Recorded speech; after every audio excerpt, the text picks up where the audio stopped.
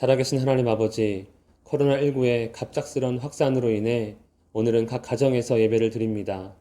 예배 가운데 우리를 위로하시고 힘을 더하사 주님으로 인해 기뻐할 수 있도록 역사하여 주시옵소서. 우리 사랑하는 성도들 각 가정에서 주님을 찬양하며 기뻐하기를 원합니다. 도와주시고 주님을 더욱더 바라볼 수 있는 믿음으로 역사하여 주시옵소서. 예수님의 이름으로 기도합니다. 아멘. 내가 수고해야 얻을 수 있는 것이 있습니다. 성적이나 월급과 같은 것이며 이것을 우리는 대가라고 부릅니다. 그래서 노력하면, 열심히 하면 더 얻을 수도 있고 바뀌기도 합니다. 반대로 그냥 아무 수고 없이 얻을 수 있는 것도 있습니다. 햇빛이라든가 공기, 그리고 생명 같은 것이 있으며 이것을 우리는 복이라 부릅니다. 이것은 노력한다고 변하거나 더 얻는 것들이 아닙니다. 전혀 나의 노력과는 아무 상관없이 누리고 있는 것들입니다. 그럼 하나님께서 우리에게 베푸시는 구원은 대가입니까? 복입니까? 구원에 대해 많은 사람들은 복이라고 말하지만 그 행동을 보면 그렇지 않은 것 같습니다. 주일 성수, 예배 생활, 기도, 성경 읽기, 봉사와 헌신, 헌금 등 무언가 하지 않으면 불안해하는 모습을 볼 때 구원은 복이 아닌 대가 같습니다. 우리가 죽도록 공부해야 서울대 갈까 말까 하고 더 죽을 정도로 준비해야 공기업, 대기업 들어가고 아예 죽어야 세상에서 성공할까 말까인데 하나님 나라와 영원한 생명은 고작 일주일에 몇 시간 투자로 되는 일이라서 복이라 말하는 것일까요? 구원은 분명히 내가 치러야 하는 대가가 조금도 없이 온전히 하나님께서 주시는 것입니다. 땅에서 어떻게 할 수 있는 일이 아니라 하늘의 일입니다. 그럼 하나님께서 영생을 위해 우리에게 주신 것은 무엇입니까? 우리는 예수님과 니고데모와의 만남을 통해 하나님께서 영생을 주시기 위해 행하신 일이 바로 예수님을 보내신 일임을 알게 되었습니다.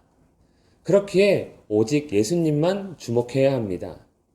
여기에는 우리가 덧붙이거나 보태야 할 더 이상의 다른 것은 없습니다. 22절, 23절을 읽겠습니다. 그 후에 예수께서 제자들과 유대 땅으로 가서 거기 함께 유하시며 세례를 베푸시더라. 요한도 살렘 가까운 에논에서 세례를 베푸니 거기 물이 많음이라. 그러므로 사람들이 와서 세례를 받더라. 아멘. 니고데모와의 만남 이후 예수님은 세례를 베푸는 사역을 하십니다. 하지만 예수님이 직접 하시는 것이 아니라 제자들이 세례를 베풉니다. 예수께서 친히 세례를 베푼 것이 아니요 제자들이 베푼 것이라. 아마도 제자들이 앞으로 예수님의 이름으로 세례를 주어야 하기 때문에 실습 아닌 실습을 하는 것 같습니다. 그런데 문제는 요한도 계속해서 세례를 베푼다는 사실입니다. 예수님이 세례를 베풀기 시작하셨으면 요한의 세례가 예수님을 나타내는 것이니 그만두어야 하는데 그러지 않고 계속합니다. 그래서 예수님께 가는 사람들도 있지만 요한에게 세례받기 위해 오는 사람들도 있습니다. 전혀 생각하지 않았는데 세례 요한이 예수님의 경쟁자가 된 것입니다. 이로 인해 요한의 제자와 어떤 유대인 사이에도 논쟁이 일어납니다. 25절입니다. 이에 요한의 제자 중에서 한 유대인과 더불어 정결 예식에 대하여 변론이 되었더니 아멘. 논쟁을 한 이유는 정결 예식 곧 세례 때문이었습니다. 누구의 세례가 옳으냐?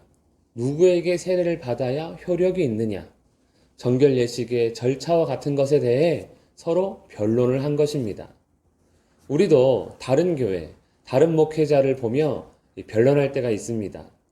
우리 교회는 이렇게 하는데 왜 여기는 이렇게 합니까? 우리 목사님은 이렇게 하는데 여기 목사님은 왜 저렇게 합니까? 무엇이 더 성경적입니까? 하며 이야기하는 것입니다. 그럼 누구 말이 맞습니까?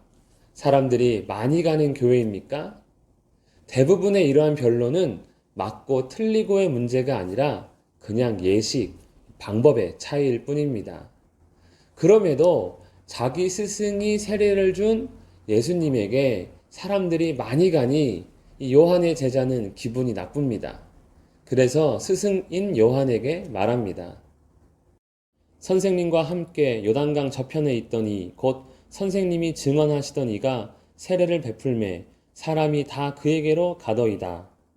요즘 말로 표현하면 목사님, 사람들이 우리 교회로 안 오고 우리 교회가 후원하는 교회로 갑니다. 이렇게 얘기하는 것이죠. 정결 예식은 그저 예식일 뿐입니다. 누구의 세례가 진짜인지를 따질 필요가 없습니다. 왜냐하면 정말로 정결케 하는 것은 어떤 특별한 예식이 아니라 예수님이기 때문입니다. 그럼 요한의 세례와 예수님의 세례는 정말 경쟁 관계입니까? 아닙니다. 둘 다 같은 메시지입니다. 회개하라, 천국이 가까이 왔느니라. 그리고 둘 다 같은 목적입니다. 요한의 세례도 예수님, 예수님의 제자들의 세례도 예수님입니다. 그러니 둘 다 옳습니다. 세상에서는 같은 물건을 팔면 경쟁 관계이지만 하나님 나라에서는 동역, 협력 관계입니다. 어떤 이단은 교인들 간의 경쟁을 붙이지만 이 주님을 증거하는 교회의 성도는 서로 동역하는 관계인 것입니다. 그렇다면 같은 메시지에 목적도 같은 예수님인데 요한은 왜 계속해서 세례를 베풀었을까요? 이것은 자신의 명예나 인기를 계속해서 유지하기 위함이 아니라 예수께서 사역을 시작했을지라도 예수님을 바라보지 못하는, 예수님을 주목하지 못하는 사람들이 있기에 그들이 예수님을 볼 수 있도록 세례 베푸는 일을 계속한 것입니다. 우리가 전도를 해야 하는 이유도 마찬가지 아닙니까? 2000년 전에 예수님이 오셨고 십자가에서 죽으시고 부활하심으로 죄와 사망 권세를 이기시고 모든 것을 이루셨으며 그 이름도 이미 유명하지만 그럼에도 예수님을 알지 못하는 사람들이 있기에 예수님을 바라보지 못하는 사람들이 많기에 예수님을 아는 자로서 예수님을 나타내야 하는 것입니다. 27절 말씀입니다. 요한이 대답하여 이르되 만일 하늘에서 주신 바 아니면 사람이 아무것도 받을 수 없느니라. 아멘. 빛에 대해 증언하는 것, 광야에서 외치는 자의 소리가 되는 것, 나는 그리스도가 아니라 내 뒤에 오시는 이가 그다. 그리고 이를 위해 주신 세례를 베푸는 일, 이것이 하나님께서 요한에게 주신 바입니다. 그 이상도 그 이하도 없습니다. 요한은 이것을 정확하게 알고 있었습니다. 즉, 주인공은 예수님이고 자신은 조연이며 그 역할은 주인공이 등장하기 전 분위기를 만들고 주인공이 등장하면 그가 주인공임을 알리고 조용히 사라지는 역할입니다. 그래서 그는 자신이 아닌 예수님을 향해 보라, 보라 한 것입니다. 28절에 내가 말한 바 나는 그리스도가 아니요 그의 앞에 보내심을 받은 자라고 한 것을 증언할 자는 너희니라. 사람들이 그리스도가 아닐까 하며 따랐던 당대 가장 유명하고 영향력 있는 요한입니다. 제자들도 그런 요한을 따랐습니다. 자신들도 스승 요한처럼 되고 싶었을 것입니다. 그런데 여전히 요한을 주인공으로 아는 자들이 있는데 그들에게 스승 요한이 아니라 예수님이 주인공이라고 가르치는 일이 요한의 제자들에게 주신 일이라고 말하는 것입니다. 예수께 많은 사람이 가는 것도 속상한데 스승 요한의 말이 더욱 속상하게 만드는 것 같습니다. 29절을 읽겠습니다. 신부를 취하는 자는 신랑이나 서서 신랑의 음성을 듣는 친구가 크게 기뻐하나니 나는 이러한 기쁨으로 충만하였노라. 아멘. 제자들에게 자신은 그리스도가 아니며 그저 예수님 앞에 보내심을 받은 자임을 증언하라는 요한의 말은 속상할 일이 아니라 크게 기뻐할 일입니다. 결혼식의 신부를 취하는 자는 신랑이며 그러한 신랑을 바라보는 친구는 기뻐하는데 요한은 신랑이 아니라 신랑의 친구인 것입니다. 만약 신랑의 친구가 신부를 취하려고 한다면 어떨까요? 누구도 기뻐할 수 없는 슬픔과 분노로 가득한 결혼식으로 돌변하고 아마 망하게 될 것입니다. 그럼 신랑의 친구 요한, 그는 정말 어떤 인물입니까? 요한복음 1장 6절에 하나님께로부터 보내심을 받은 사람이 있으니 그의 이름은 요한이라. 증언하는 자, 광야의 소리라고 해서 별것 아닌 자가 아니라 하나님께서 보내신 자입니다. 또한 마태복음 11장 11절, 내가 진실로 너희에게 말하노니 여자가 낳은 자 중에 세례 요한보다 큰 이가 일어남이 없도다. 사람들 중 가장 위대한 인물, 바로 요한입니다. 심지어 그는 예수께 세례를 베풀기도 했습니다. 솔직히 이 정도면 예수님까지는 안 되더라도 아주 훌륭한 신랑감 아닙니까? 그럼에도 그는 신랑의 친구입니다. 요한계시록 19장에는 어린 양의 혼인잔치에 관한 말씀이 나옵니다. 신랑은 오직 한 분, 예수님, 신부는 그를 믿는 구원받은 성도입니다.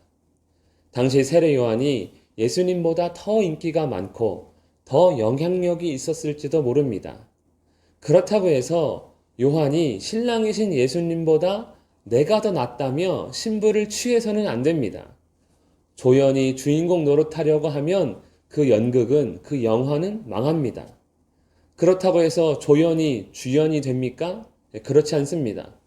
조연도 같이 망하는 것입니다. 주인공은 예수님. 요한은 이것을 정확하게 알고 있었습니다.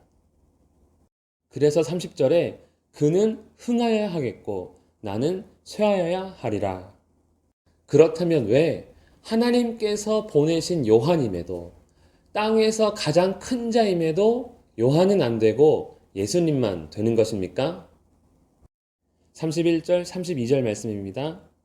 위로부터 오시는 이는 만물 위에 계시고 땅에서 난 이는 땅에 속하여 땅에 속한 것을 말하느니라. 하늘로부터 오시는 이는 만물 위에 계시나니 그가 친히 보고 들은 것을 증언하되 그의 증언을 받는 자가 없도다. 아멘. 늙은 사가랴와 늙은 엘리사벳이 하나님의 능력으로 임신하여 요한을 낳았지만 요한은 땅에 속한 자입니다. 그는 그리스도를 나타내지만 그 이상의 하늘의 일은 알지 못합니다. 그러나 예수님은 말씀이신 하나님께서 육신이 되어 이 땅에 오신 분, 곧 위로부터 오신 이로 만물 위에 계신 분입니다. 하늘의 일을 지어낸 것이 아니라 본 것과 들은 것을 증언하십니다. 그런데 문제는 그의 증언을 받는 자가 없도다입니다. 왜 없습니까? 예수님은 하늘에 속한 자로서 하늘의 일을 증언하기에 땅에 속한 자는 그것이 이해가 되지 않고 어려우니 받아들이기가 힘듭니다. 반대로 세례 요한의 증언은 어렵지 않았을 것입니다. 전하는 요한이나 듣는 사람들이 모두 땅에 속한 자들이기 때문입니다. 우리 역시 예수님의 말씀이 어렵고 이해가 안 돼서 지겨운 이유는 정말 어려워서가 아니라 우리가 땅에 속해 있기 때문에 그런 것입니다. 하늘의 일, 하늘에 대한 증언은 아무리 쉬운 말도 어렵습니다. 이해가 안 됩니다. 그래서 유명한 목사님의 설교는 좋아해도 하나님의 말씀, 예수님의 말씀은 지겹고 졸립니다. 이것은 안타깝게도 거듭나지 못했다는 증거일 수 있습니다. 하나님 나라를 보지 못하니 하늘의 일이 와닿지 않는 것이지요. 공감되지 않습니다. 우리는 이해가 안 되면 싫어하거나 어려우면 포기합니다. 그런데 어려운 예수님의 말씀이 재밌고 공감하는 사람이 있습니다. 그중 한 사람이 죽었다가 살아난 나사로의 동생 마리아입니다. 그녀는 예수님의 발치에 앉아 예수께서 하시는 말씀 듣기를 좋아했습니다. 그녀가 똑똑해서가 아닙니다. 마리아는 늘 예수님을 주목했고 그로 인해 예수님의 말씀이 기쁨이었고 소망이었던 것입니다. 33절 그의 증언을 받는 자는 하나님이 참 되시다는 것을 인쳤느니라. 마리아가 예수님을 주목했을 때 그녀는 참되신 하나님을 본 것입니다. 우리에게도 이런 은혜가 있기를 축복합니다. 34절을 읽겠습니다. 하나님이 보내신 이는 하나님의 말씀을 하나니 이는 하나님이 성령을 한량없이 주심이니라. 아멘. 우리가 어려울지라도 예수님의 증언을 들어야 하는 이유가 있습니다. 예수님은 항상 하나님의 말씀을 하시기 때문입니다. 예수님 외에도 하나님의 말씀을 전하는 사람들이 있습니다. 구약의 선지자들이 그랬고 신약의 사도들이 그랬습니다. 그러나 그들은 항상 하나님 말씀을 한 것은 아닙니다. 왜냐하면 그들에게는 항상 성령의 감동이 있었던 것은 아니기 때문입니다. 그러나 예수님은 다릅니다. 하나님이 성령을 한량없이 주심이니라. 그래서 예수님의 모든 말씀은 참 하나님의 말씀, 하나님 나라의 일에 대한 말씀입니다. 그러니 주님만을 주목하고 그의 말씀을 들어야 합니다. 35절입니다. 하나님께서 아들을 사랑하사 만물을 다 그의 손에 주셨으니. 아멘. 단지 예수께서 위로부터 오신 분으로 하늘에 속한 자이기에 하늘의 일과 하나님의 말씀을 증언하기에 주목해야 하는 것이 아닙니다. 하나님 아버지의 아들로서 만물에 대한 모든 권세와 권한을 다 받으셨기에 예수님만을 바라봐야 합니다.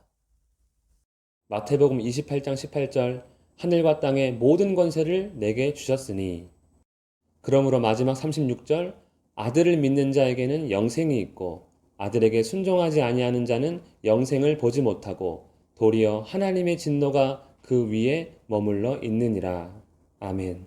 하나님께서 자기 백성에게 영생을 주시기 위해 주신 것은 율법이 아닙니다.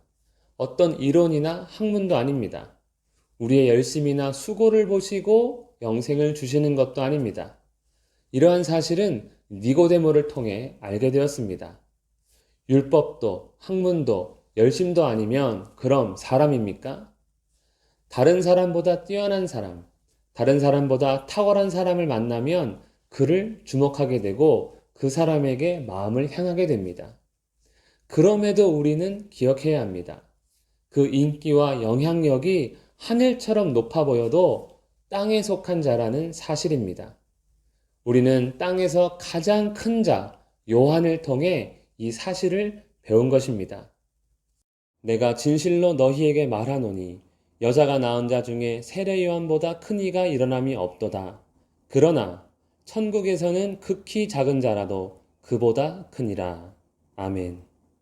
그렇기에 오직 예수님입니다. 우리의 노력이나 수고로는 구원을 이룰 수 없기에 아무리 위대한 사람이라 할지라도 땅에 속했기에 오직 예수님입니다.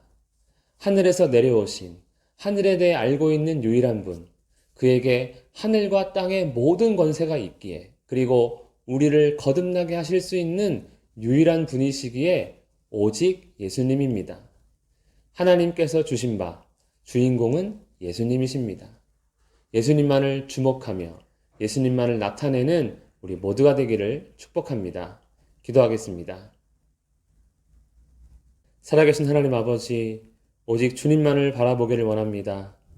땅에 속한 자들을 향해 우리의 눈을 거두고 오직 하늘에서 오신 주님만을 주목하는 우리 모두가 되게 하여 주시옵소서. 우리의 삶에 참으로 주님을 나타내기를 간절히 원하옵고 거룩하신 예수님의 이름으로 기도합니다. 아멘. 주 예수 그리스도의 은혜와 하나님의 사랑과 성령의 교통하심이 주님만을 바라보며 의지하는 모든 자에게 함께 있을지어다. 아멘.